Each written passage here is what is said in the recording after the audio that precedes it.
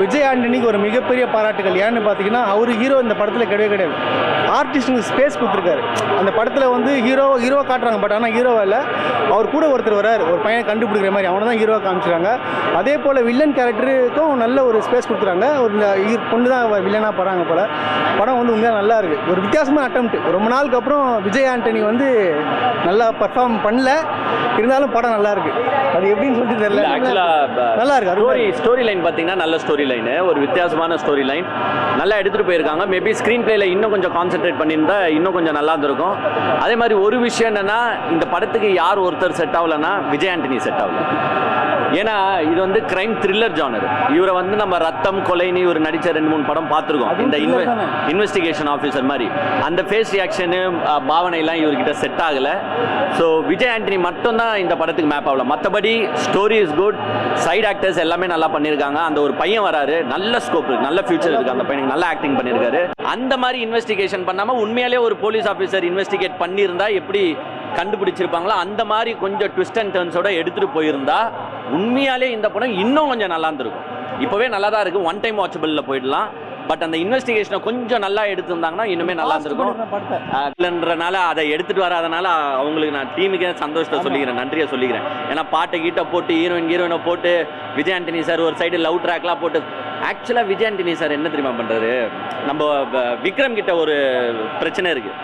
8 character, 8 roll, 9 roll, 5 ரோலுன்னா உன்ன விக்ரம் ஒத்துப்பார், கதையை கேட்குறாரோ இல்லையோ. அதே மாதிரி தான் விஜய் ஆண்டனி சார் உங்களுக்கு ஒரு சைடு ஃபுல்லாக கருப்பாக பூசிடுவோம் சார், ஒரு வித்தியாசமாக வருவீங்க படத்துலேயே, அதெல்லாம் வந்து லைக் பண்ணுறாரு, அவர் லைக் பண்ணிடுறாரு. இந்த மாதிரி ஒரு வித்தியாசமாக சொன்ன உடனே சார் நீங்கள் இன்வெஸ்டிகேஷன் ஆஃபீஸரு, அது மட்டும் இல்லாமல் ஒரு சைடு ஃபுல்லாக உங்களுக்கு பிளாக் பெயிண்ட் அடிச்சிடுறோம். என்னடான்னு கேட்டால் அது வந்து தீஞ்சு போன மாதிரி சார். லாஜிக்கலி அது எப்படி தீஞ்சு போவாங்கன்றதெல்லாம் நம்மளுக்கு எக்ஸ்பிளைன் பண்ணல.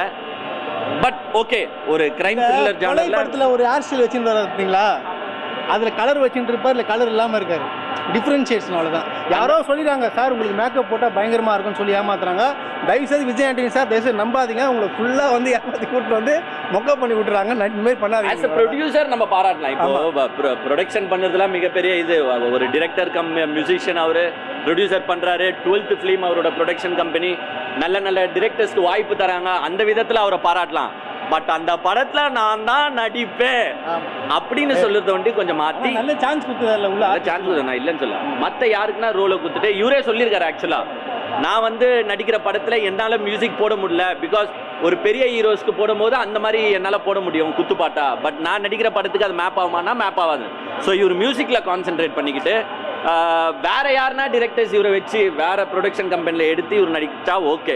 இவரே எடுத்து இவரே நடிக்கிறது இன்வெஸ்டிகேஷன் செட் ஆகலங்க. உங்களுக்கு பிச்சைக்காரன் படம் தாங்க கரெக்ட்.